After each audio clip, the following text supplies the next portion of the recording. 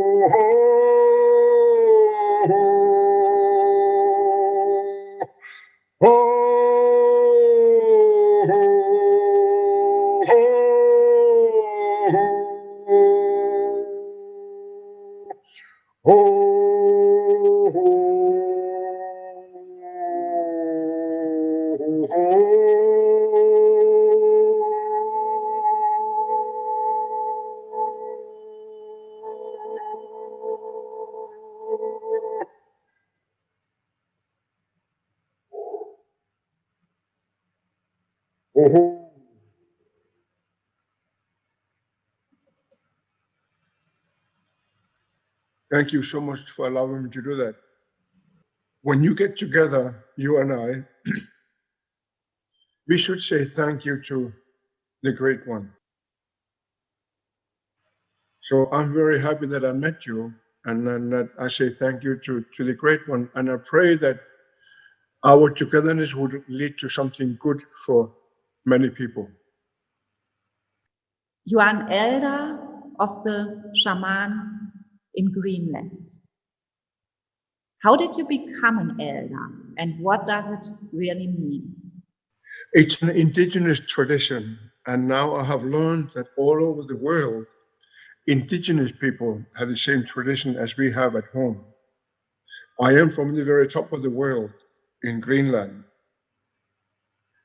or coming down to South Africa and down to South America, and in the Far East in China and Japan. I realized, and up in Siberia, I realized we all have same tradition of recognizing elders. Elder does not mean an old person. That person represents some capacity within that person which can engulf everyone into one. So I was asked to be an elder when I was 42 years old by the Ojibwe tribe of southern Ontario, Canada. I've been giving talks in my native community, and I went to a big jail where one of the native people was working. So he'd been telling his family that he met uncle, that's what people call me. And then the community invited me to come to their village, to their reservation. So, and they wanted me to be their elder. I was all black hair, and I almost smiled. I never expected to be asked to be an elder. I'm so happy that I did not smile. I did not want to put them down. I wanted to honor the request. And they gave me a beautiful gift, something like that. And I knew in my tradition, if I opened the gift, then I would take on the responsibility of being elder. So I told them, I'm so honored that you asked me, but I will go home to my mother and ask for advice. So I flew to Greenland from Toronto, and I presented the gift to my mother and said, they want me to be their elder. So she took it and she smelled it and then turned around and she gave it back to me and says, you're just gonna have to learn to grow up to it and become worthy of being an elder. So I said, say it again, because I want to understand properly. And she looked at me and she said, my son, you're just gonna have to learn to grow up to it and become worthy of being an elder. So I flew back to Ojibwe country with my gift. And my wife was there, and my old son was there. And then in front of all these people, I opened the gift. And thus I became the elder.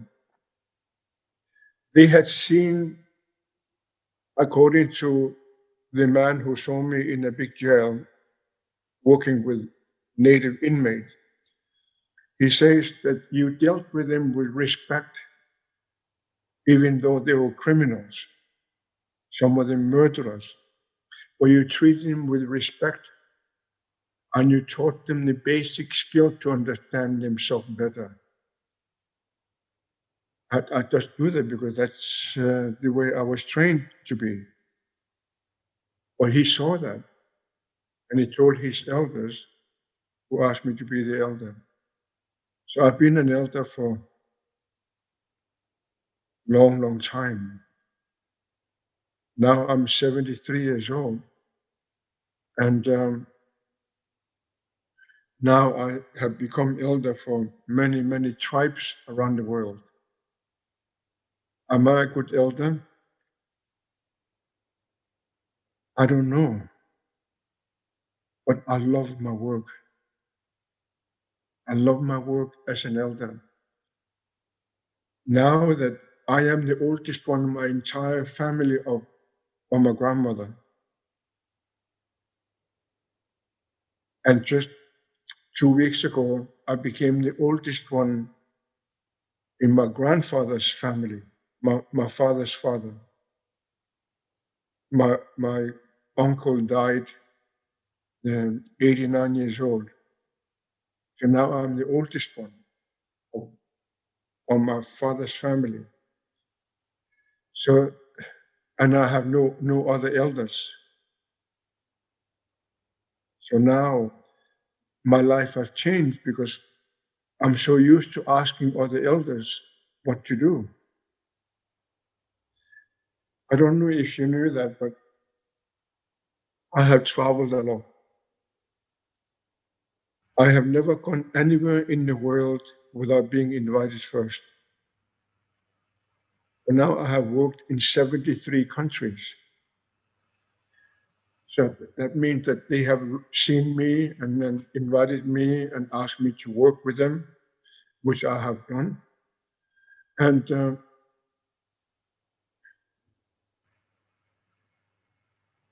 I did that because that's how I was told to be. I should never go anywhere without being invited. So I kept that. I've been to many other countries with airplanes had to stop over, and then but they don't count. Only 73 countries where I worked. So it's really interesting that now all of a sudden I have no other elders to turn to.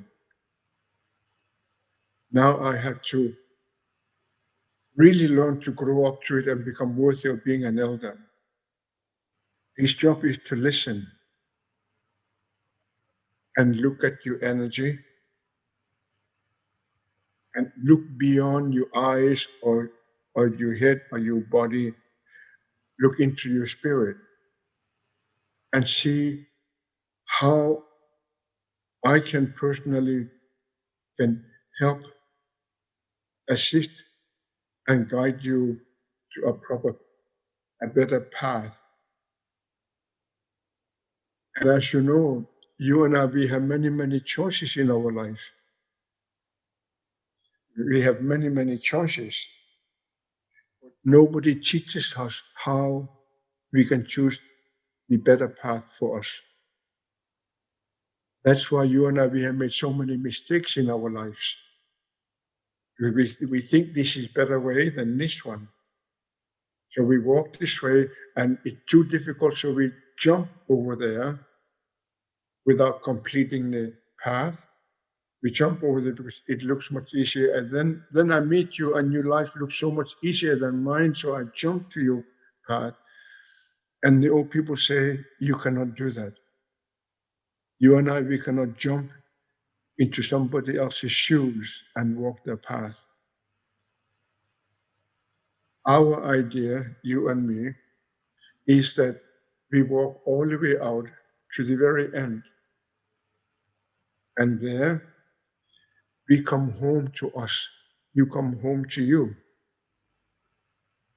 And when you come home to you, then you can go to the next level.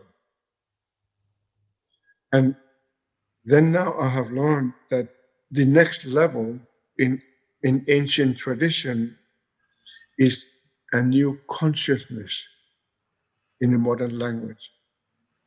And you and I, all of us, we have been looking for that new consciousness, new awareness about ourselves, about the world we live in. It's really interesting to work like that with so many people. And it's so interesting at home where so many people contact me and ask for help, assistance, and guidance. And it's so interesting what people tell me about how they want to be helped and assisted and guided. So that's what I do for a living.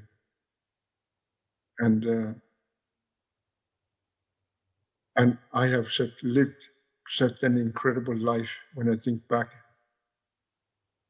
I have been privileged with so many things in the world. So that's why I say thank you to the Great One, because I have so much to be thankful for. That's an elder. In our culture, use counts. How can we learn to value age and wisdom?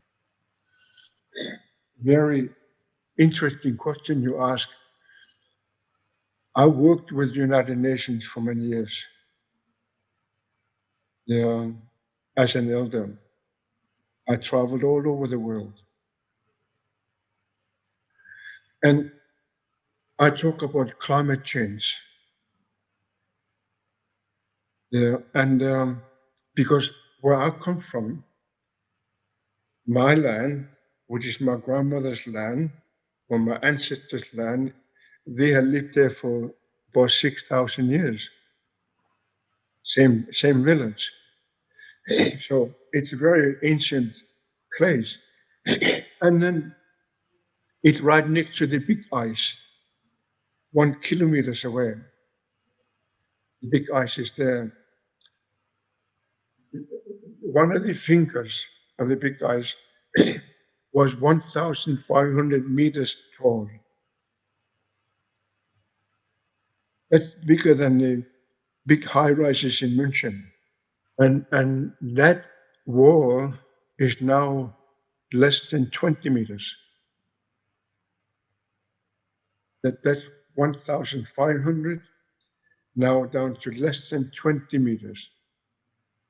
The big ice is melting very badly, because the way you live in Bali, in Bavaria, in Germany, in England, in US, Canada, all over the world, the way you and I will live on Earth, we cause that melting. And so I talk about it all over the world. And then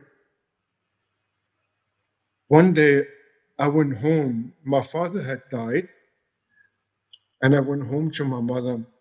And that evening, I was going to be meeting the elders. My mother invited the elders to come. And I said to my mother that I want to quit. I don't want to do that anymore. And she looked at me and said, "Tell me." I said, "I talk all over the world, but nobody changes. Everybody gives me applause and, but nobody changes. And I don't want to be there anymore." So my mother looked at me, and then she got up from her chair. Of course, when your mother gets up, you get up too.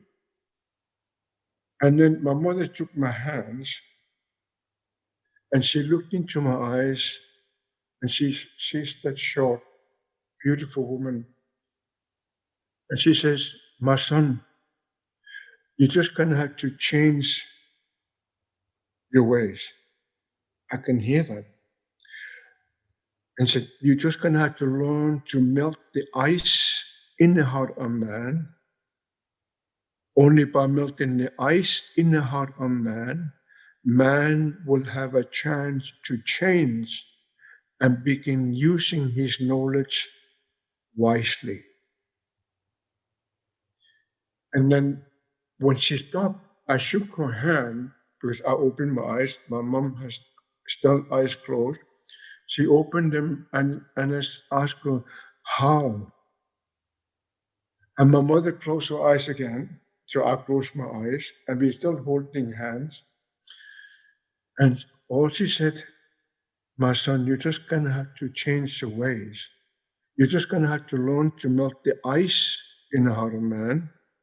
Only by melting the ice in the heart of man, man will have a chance to change and begin using his knowledge wisely."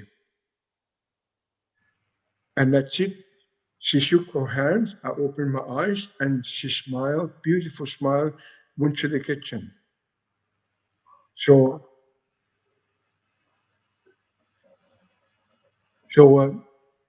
now I realize that you and I, we know so much. You are a very highly educated person. I have a college degree. So I realize that you and I, we have become very highly educated people in the Western world, in European and in North American and the rest of the world, China and Russia. We have never been so much educated now, but we have not learned to use incredible knowledge we have wisely. How do we know that? We are still polluting the world really, really badly.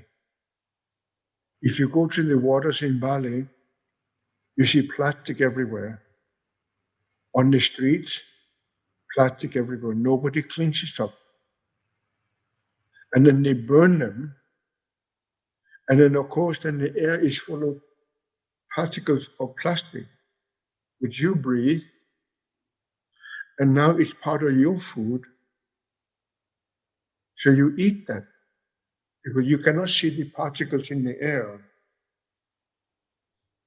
And then now your body and your DNA is beginning to change because of the way you live.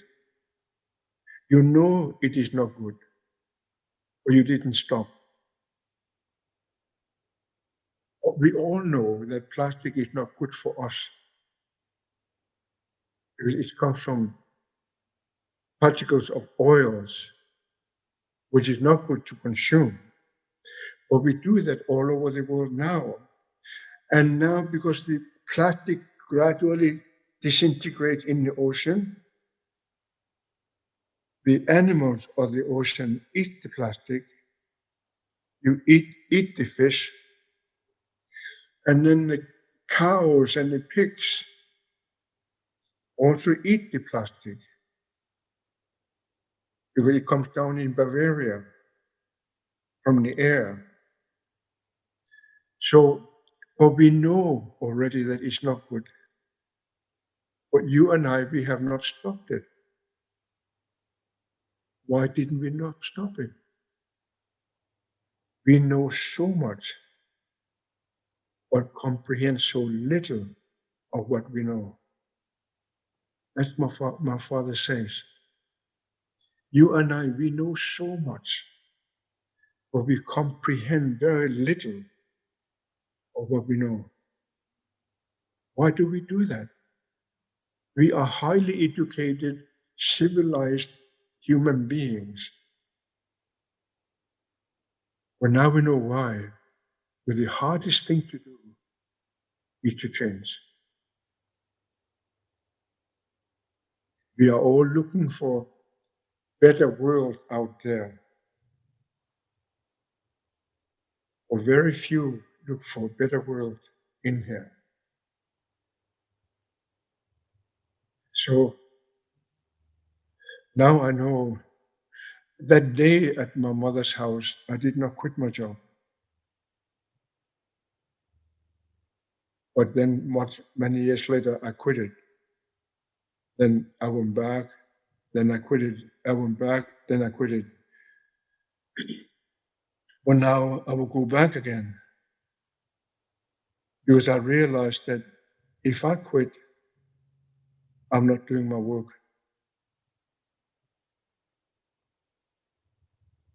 Not because I'm better than anybody else, but people do look up to me because I'm an elder. So I do have a responsibility. Not to impress anybody, but to feel good about myself. That's what I do. So now, what will happen from now on? I remember I was at the dinner at United Nations with Ted Turner, the man who started the CNN in the United States of America. And I was telling him that auto tires,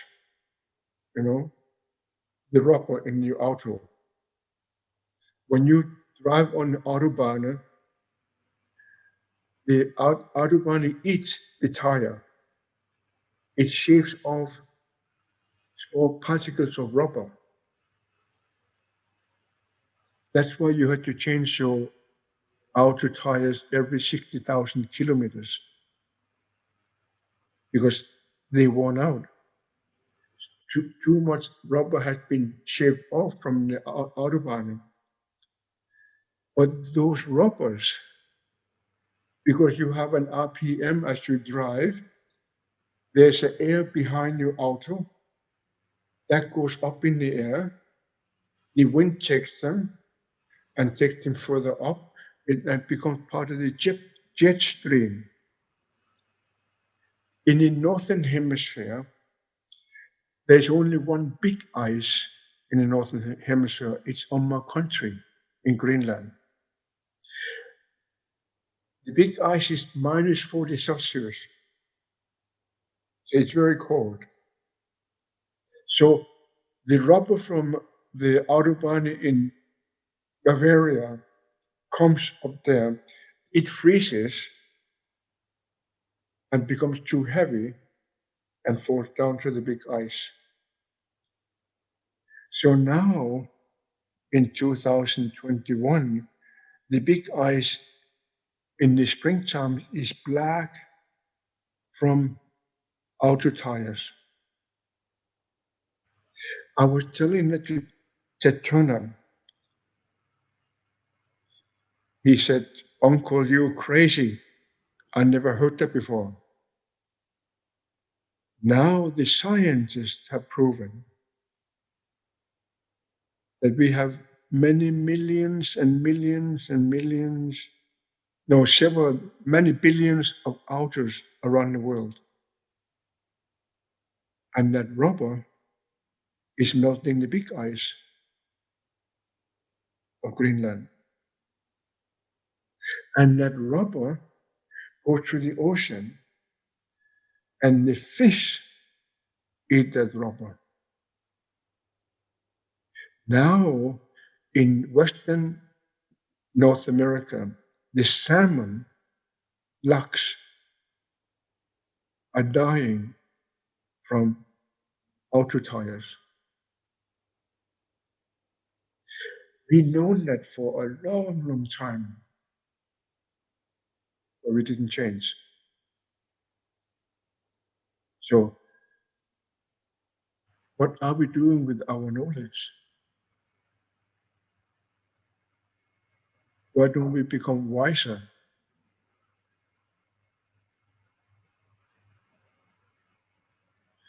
I was on CNN flew to Greenland to make film about me,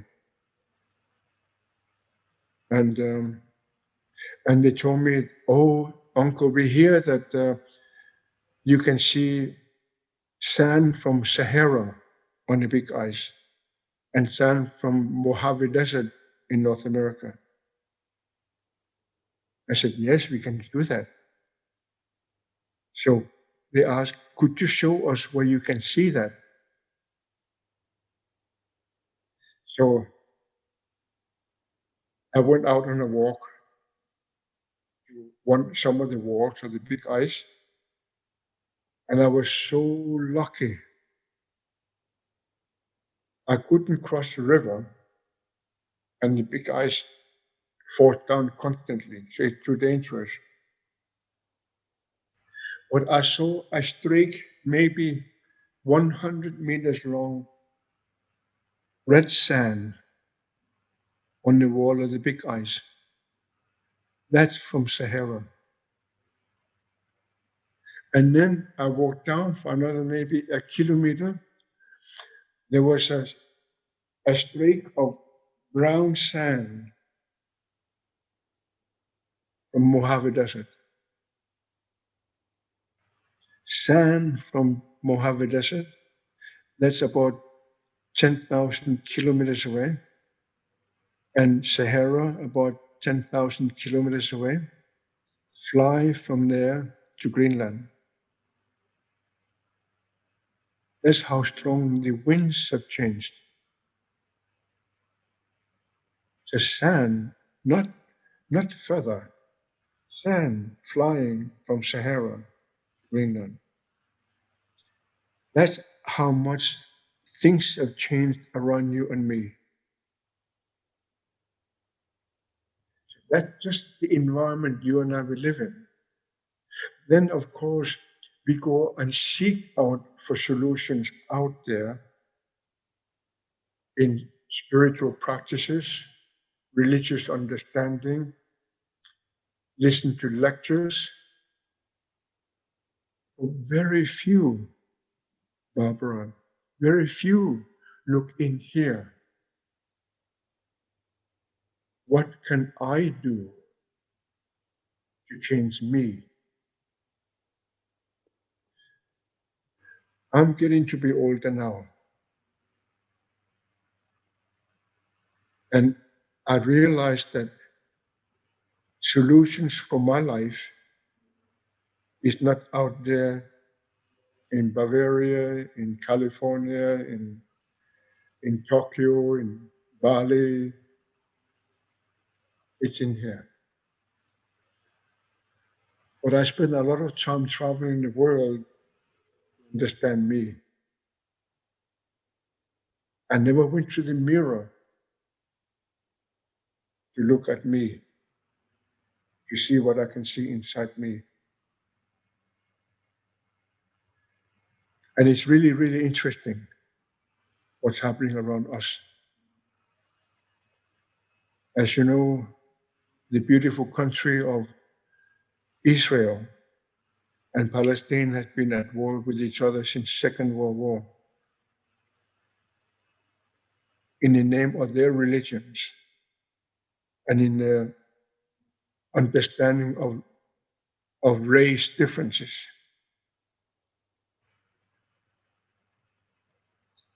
And this is 2021. We still kill each other in the name of religion. This is 2021 in the month of May. We still kill each other in the name of religion. Why do we do that? Why do mankind do that? When will you and I grow up and begin using our knowledge wisely? When should we start? Why didn't we start yesterday? Small children were killed in the name of religion. Religions are so beautiful. From Abrahamic era to Baha'u'llah, all 9 big religions of the world. So incredibly beautiful. As beautiful as they are, we still kill each other. And in the name of politics, we destroy each other's lives.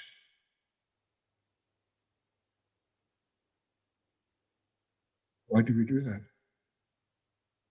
In this beautiful country, United States of America,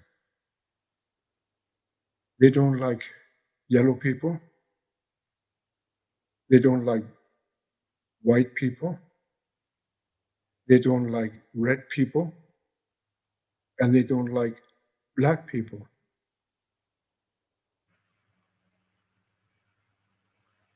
And they say they are the highest educated people in the world. They don't like each other because of their politics. When will we grow up and begin using our knowledge wisely? When shall we do that? When should we begin? Where should we begin? So in my work as a shaman, I realize that this is in here. My grandmother says that my depth, she says, my son, you are deeper inside yourself than the deepest of oceans of earth. I must be very deep because they're more than 11 kilometers deep of the ocean. And then she will say, you big sky inside you is bigger than the big sky above you. And if you ever come to my country in wintertime, I will show you where there's no electricity up there. And you can see the sky as nature created it. And it is enormous. What my grandmother says that you, Barbara, inside your big sky are bigger than the big sky above you. Can you imagine how big you must be? And because you're a woman, you are far more complex than a man like me. I'm just a simple man. Because you are a mother, you can be a mother. You are much more complex than man will ever be. So your big sky inside you, not only is it bigger than the big sky above you, but it is much more complex than the man's sky.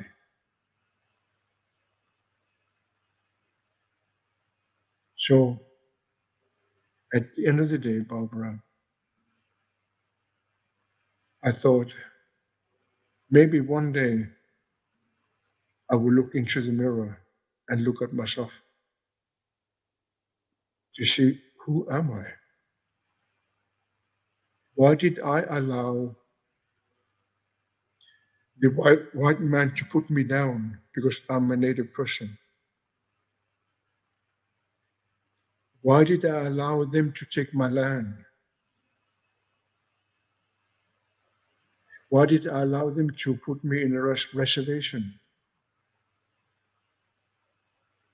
Why did the native people of Bali and the area down there, why are they not recognized?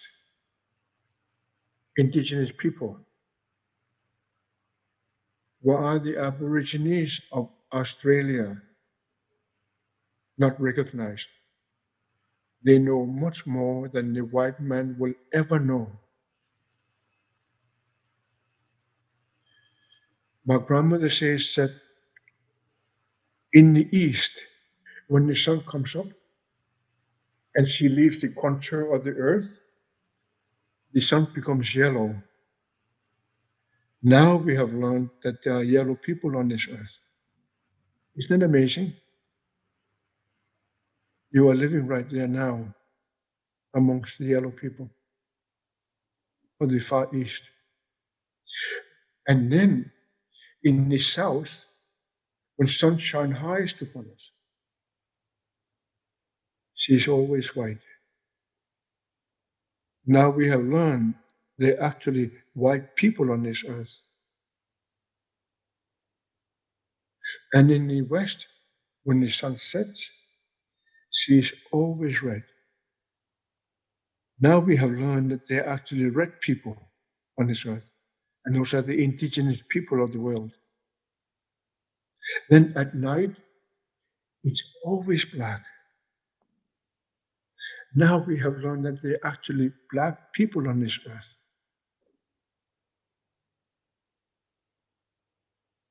Isn't it amazing? We are the citizen of one single earth. We call her Nunaksuaq, Mother Earth. There's only one.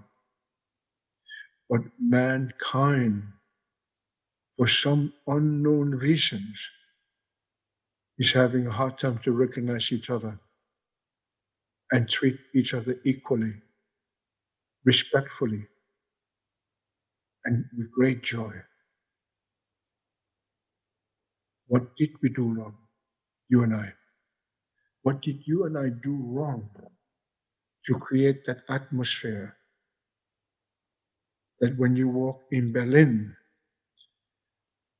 remember we invited many foreign workers to help us in Germany? So now, many generations later, they live there as Germans, where they look different, and we don't like them. In Denmark,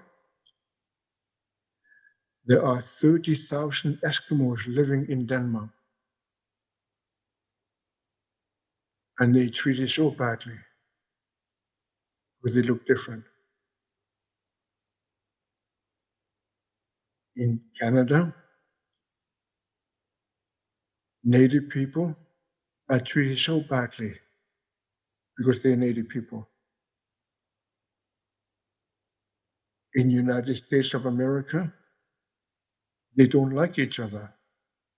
Every day, they kill each other. In Amazonia, the big farmers just shoot the Native people.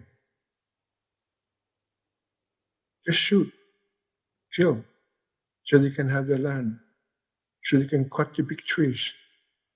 That's a lot of money for them.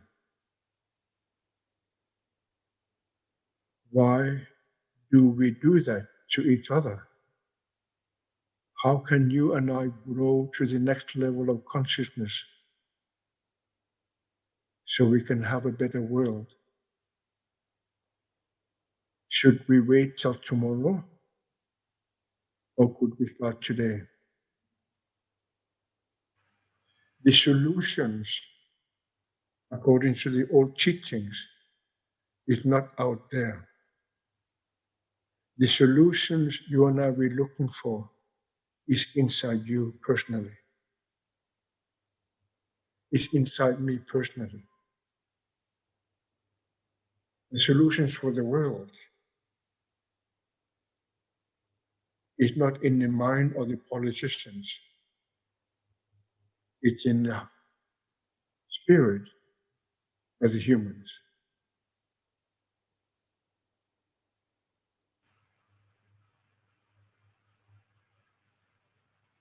Oh, oh,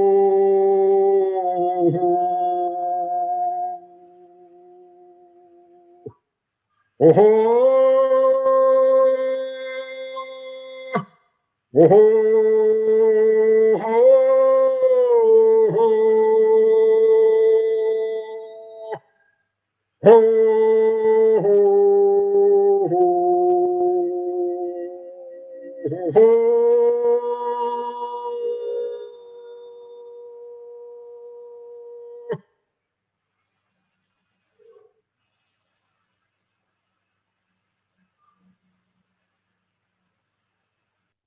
At the moment, the world is in a crisis. What is your prophecy for the future? This time of year, up north, the rivers are opening up from the lakes. There's thick ice. On the big lake where I come from, the ice would be more than 3 meters thick. But then when the sun shines 24 hours a day, so it's warming up the water. Because of that, it's expanding. Just like when you make tea, you boil the water and she expands. And sooner or later, as the water expands, she will break the ice and rivers come down with chunks of ice with incredible force and a lot of fish. At the end of the river, we will be there to prepare to catch some fish. Because in the winter, we've been eating seal meat and whale meat, but no fish because it's frozen. So we want to catch it. But it's very dangerous because chunks of ice will come down with like enormous force. And when they hit the rocks, they will explode. And many times people will fall in the water and they become the food for the river. And my grandmother says, when your family falls in the river, do not jump into the river to save them. Because if you do, you too will become the food for the river. I told God, I told him many times, now I'm a grandfather. I said, don't you ever let that happen to me. Don't you ever do that to me. If I see my grandchildren falling in the water, I will jump because I love them. Or my grandmother says, don't do that. So I asked, why not? Because if you had to change your ways, she says. You had to learn to say thank you to them. Tell them how much you love them, what a difference they have done in your life, what a gift they have been. And tell them how much you love them. And then wish them well where they're going. They're going to the next world. Where the big river will flow them down and they will drown. They will leave their body, their soul will travel.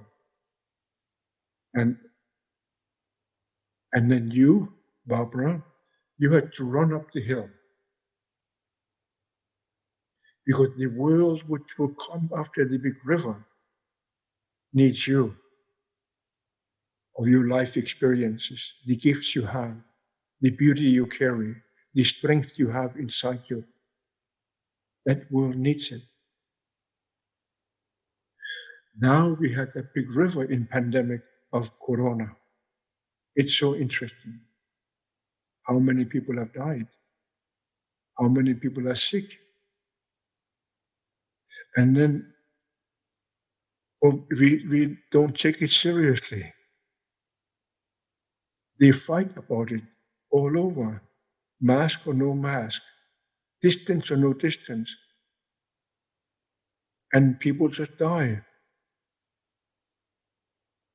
You cannot help them, because if you go and help them, you get infected and you too will become ill. So it goes on like that.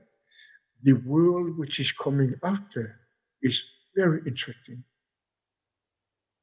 My prayer is that you and I, we will have learned to do things differently after the pandemic.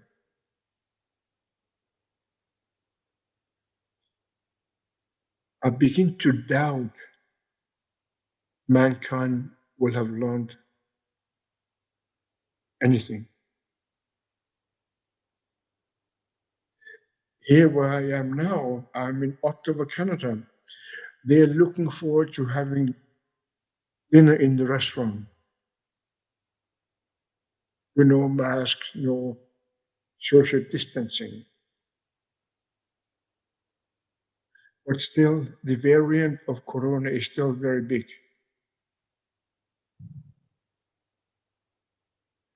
But people are tired of being alone.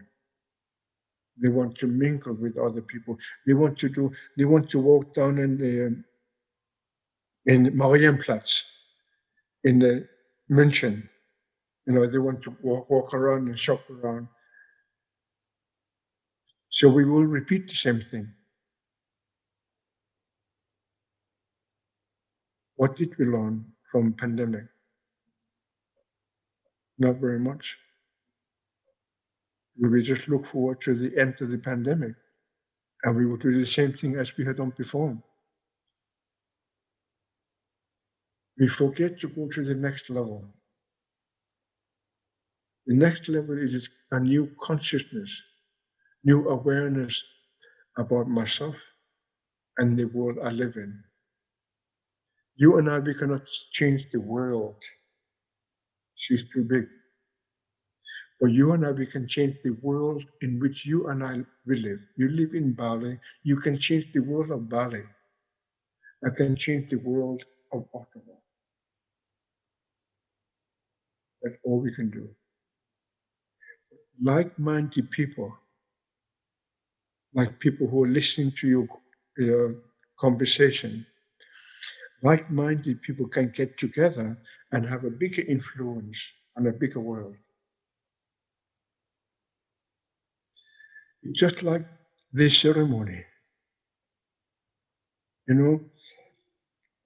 Life is a ceremony in itself, worthy celebrating with a ceremony, which means that your life and the life of me and the life of the people who listen to us right now, their life is worth celebrating with a ceremony. So we asked my grandmother, what is a ceremony? And she would say that it's something Barbara would do from her heart, which brings her joy. And she repeated and repeated and begin to develop and evolve it, and it grows and grows. Something you do. And as you and I, we know, anything growing, sooner or later, a bud will be born. And that bud will begin to open. And that's the flower of Barbara's ceremony.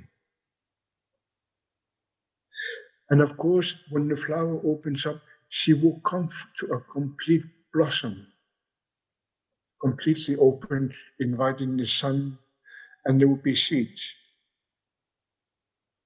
Every flower has that. But because you live in Bali, winds of change will come upon you. And then it will blow away the seeds of your ceremony. And then somewhere in your world, another ceremony will be born. It stems from you, but it's no longer yours. You started it, but it's no longer yours. Now, that's how ceremonies grow. Life is a ceremony in itself, worthy celebrating with a ceremony every single day. And then when we begin to do that, we begin to create an incredible circle. This is a circle. The circle which has no beginning, no ending, in which we all belong. The beauty of the circle is that we cannot see each other's backs. And the strength of the circle is that we can only see each other's beauty. Can you imagine to live in that circle? Where no one ever will put you down behind your back? When no one will ever backbite about you? My grandmother says when we were growing up that the greatest illness of mankind is not tuberculosis. It was at the time, the pandemic in the world. She says the greatest illness of mankind is that you and I, we put each other down behind our backs. We backbite. That's the greatest illness of mankind.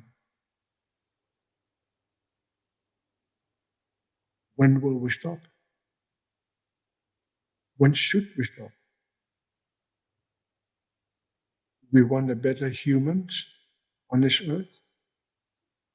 We want people who are happy and joyful beings, who chuck their heart when they meet or when they hug, sniff at each other. Or do we want cold handshake or not at all looking at each other? There's so many simple questions which could change the world. The future looks brilliant.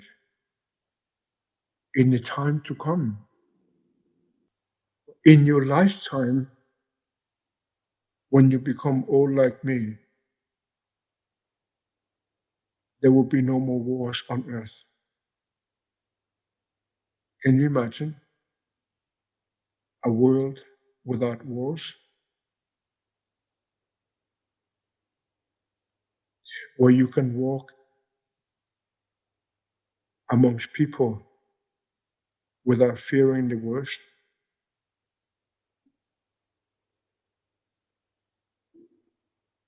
Right now, as a native person, I wouldn't want to go to the United States of America. Because as a native person, I would be hunted down by the white supremacists. Because I'm a native person. But they took my land, they put me in the reservation, and they still hunt me down. This is 2021.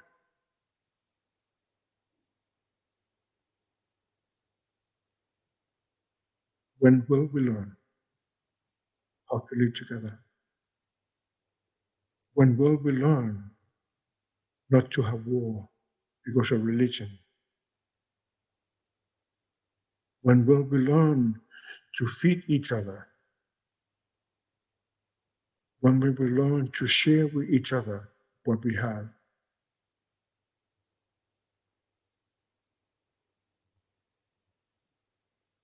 The future is brilliant and beautiful, but it all depends on you personally,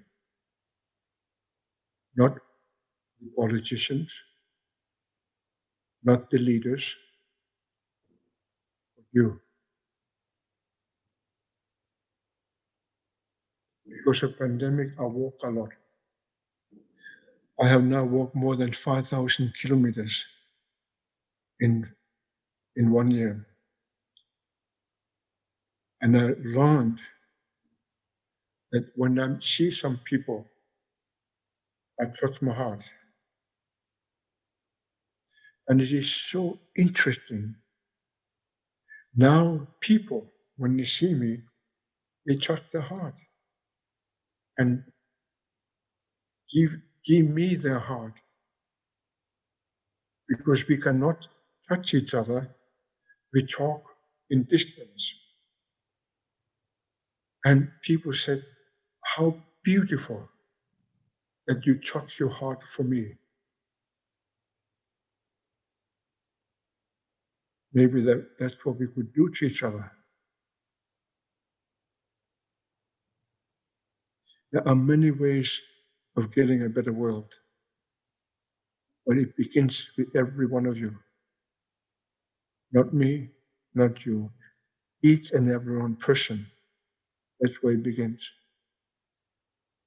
The world peace will not come until you and I, we have peace inside ourselves.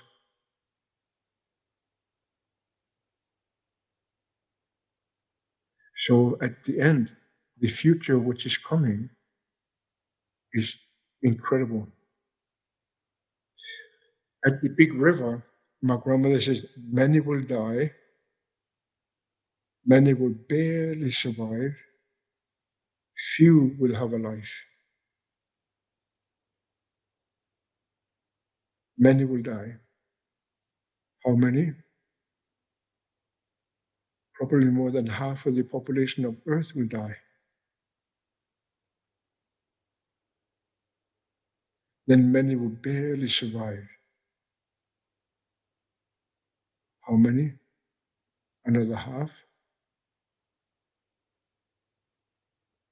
Few will have a life.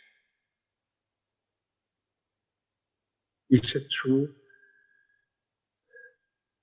I believe those ancient teachings. They have lived with these teachings for 6,000 years. And everything they have said so far has become alive. I had to remind myself, and I want to tell you, I come from the only land on earth where people live, where there has never been war. Anyone from anywhere on earth, when they come to visit, they will walk on the oldest crust of earth, which is my land, and the only land where there has never been war. Imagine yourself walking on Mother Earth, where she has never felt killings. There has been many deaths. Death comes in many ways, but there has never been war. So I welcome you to my land. If you fly, you go over North Pole, then you missed my land. So you had to jump off the airplane before the North Pole, just before 700 kilometers before North Pole. Then you land on the land. And there, right now, there's 24-hour sunlight. But in late September, when the dark returns, I will show you the Northern Lights. That's your ancestors dancing for you.